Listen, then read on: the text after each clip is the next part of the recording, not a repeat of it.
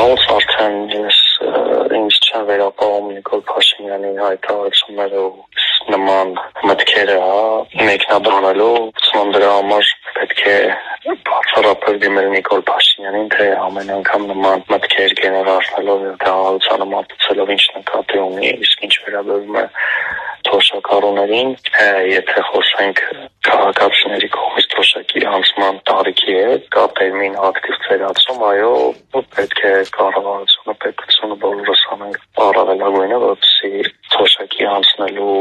ժամանակ թոշակառուները չհամարվեն այսպես կոչված թոշակ ստացող անձ եւ ինչ որ չափով շարունակեն իրենց ինտեգրումը տնտեսությանը, հասարակությանը եւ այդ ուղղությամբ որոշակի փոփոխություններ է արվել, որը անկախ ամենից դրական է վերաբերվում, որ առաջ կար նորմ, որ քաղաքացու կողմից թոշակի անցնելու դեպքում իրավունք կա աշխատանքից ազատելու, ոնց որ այդ նորմը դուրս եկել եւ նաեւ կարծեմ վերջերս այս շրջանառվում է, որ նաեւ հանրային ծառայության օրենքներում հավել է նաեւ նորմը, որ մինչեւ 65 տարեկան կամ թոշակի անցնելու տարիքն են կարող աշխատել, այսինքն այդ տեսանկյունից այո թոշակի անցնելու տարիքը չպետք է լինի սահմանափակում ու առնվազն մարդու աշխատելու տեսանկյունից, եթե աշխատում է քաղաքացին, այո, թոշակի անցնելու զուգահեռ մարդը կարող է աշխատել, որը շատ կարևոր է առողջական եւ օգտիվանական տեսանկյունից, որովհետեւ բազմաթիվ ուսումնասիրություններ ցույց են տալիս, որ երբ մարդը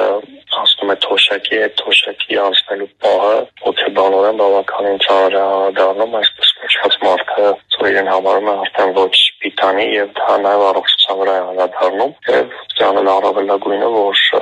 քանի մարդը հնարավորություն ունի աշխատելու, իրեն իրացնելու, շարունակի աշխատել եւ տարբեր միջավայրերում դրսևորել, բայց դրա համար պետք է ոչ թե ուղղակի հայտարարություններ անել, այլ ստեղծել այդ պայմանները եւ ապահովել մարդկանց առաջին հերթին առողջությունը, կենսունակությունը, որ քաղաքացին թոշակի անցնելու տարիքում ունենա լիարժեք հնարավորություններ աշխատելու համար։ Բիզնեսի հնարավորությունը որքանով է թոշակառուի հնարավոր իրացնել, հատկապես եթե հաշվի առնենք, որ օրինակ հասարակ վարկ ստանալու համար բանկերը թոշակառուներին հիմնական մերժում են, համարելով անվճարունակ։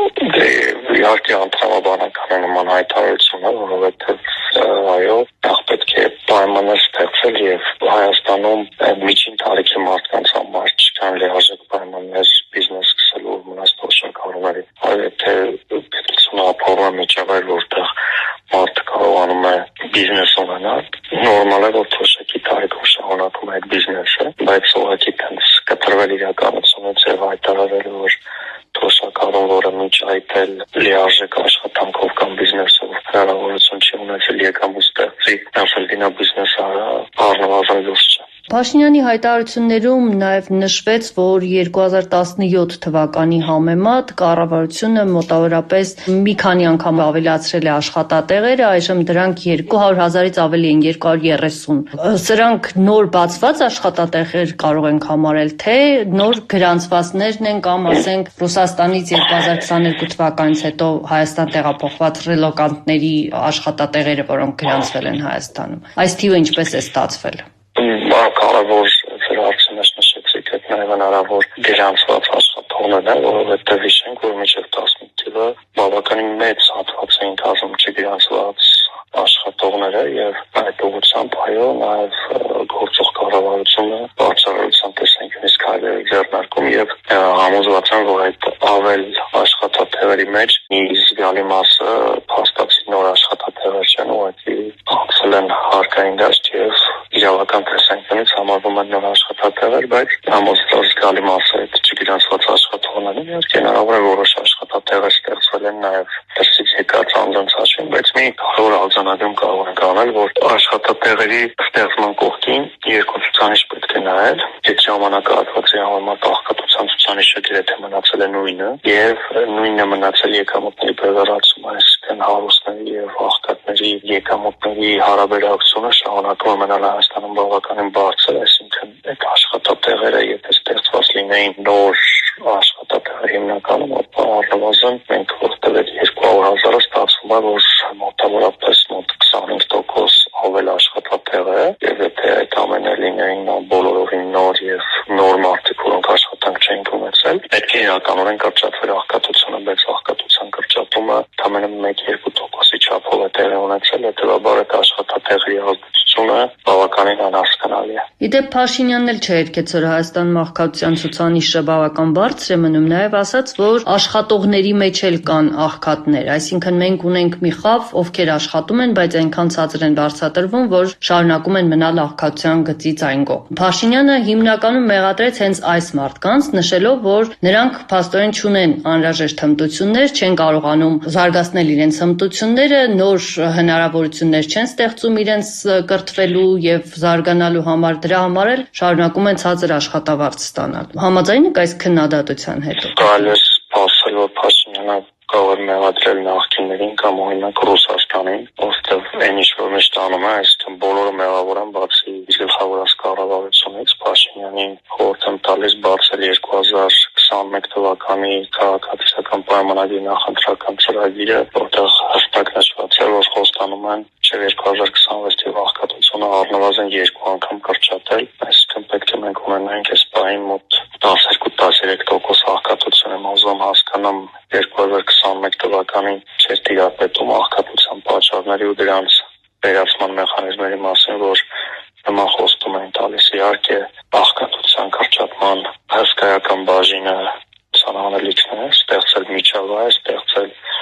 աշխատատեղերի այնպիսի համակարգ, որտեղ առաջին հերթին աղքատները կարող հնարավորություն կունենան կայուն եկամուտ ունենալ, որում աղքատությունը ոչ միայն աշխատատեղերի բարձրակալության պատճառով է, նաև շատ հաճախ մարդիկ կացարանային կամ կացարանի ներսում խնդիրներ ունեն ծախսերի, մարդիկ կարող է աշխատում են, բայց ունեն այլ ծախսեր, որոնք բավականին ծանրաբեռնում են մարդկանց կենցաղը եւ այդ պարագայում արդեն լուրջ խնդիրների առջև են կանգնում, այսինքն պետությունը հստակ կարելի պետք է ձեռնարկի աղքատության շեմից ներքև գտնվող անձանց ցանկը դիրեթե ամբողջությամբ հասանելի է, այսինքն հասցեական է, պատկան մարմինների տիրապետում են ովքեր են աղքատ եւ այդ ուղղությամբ կառավարության ջանքերը բավականին թույլ են եւ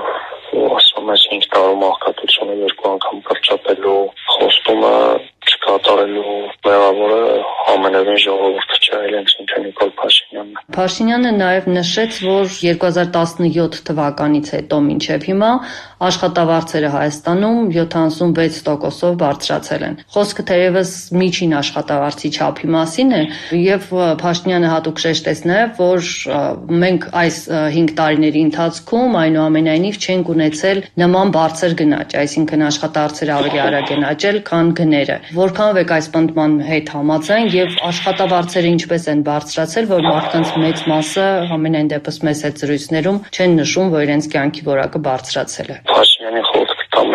մաթեմատիկական վարժությունների մեջ մի քանի առաջ գնա, մի քիչ այնպես բարդ մաթեմատիկա չասենք, բայց միջին մաթեմատիկա որ անեն, կհասկանան, որ ինչպես նշեցիք, խոսքը միջին աշխատավարձի բարձրացման մասն է, միջին աշխատավարձը որ բարձրին ինչ է նշանակում, որ եթե 10 հոգուց մի հոգու աշխատավարձը բարձրանում է, դա արդյունքում միջին աշխատավարձը բարձրանում է, բայց դա նշանակում է, որ ընդամենը 1 հոգու աշխատավարձը բարձրացել։ Հիմա Հայաստանում այո, որոշ հատվածի աշխատավարձերը մարդկանց բարձրացել են, որում աշխատավարձի հաշվարկի մեջ մտնում են պարգևավճարները, այսինքն մի շարք ոլորտներում ֆինանսական ոլորտում մարդիկ բարձր պարգևավճար են ստանում, որի արդյունքում ցուցանիշի վրա տեղի ունենում դրական հանրադարձ, որ մի պասիվ ասեմ, աշխատավարձ ստացողների կեսը ստանում է մաքուր 150,000 դրամից ցածր աշխատավարձ։ Այս պահին, այսինքն այդ բարձր աշխատավարձերը վերջին տարիներին որ բարձրացել է, արդյունքում 150,000 դրամը, որը այո բարեկեցության հետ որևէ աղետ չի կարող ունենալ։ Հասարակության զգալի մասի համար աշխատավարձերի բարձրացումը շատ ավելի քիչ է, քան գնաճն է։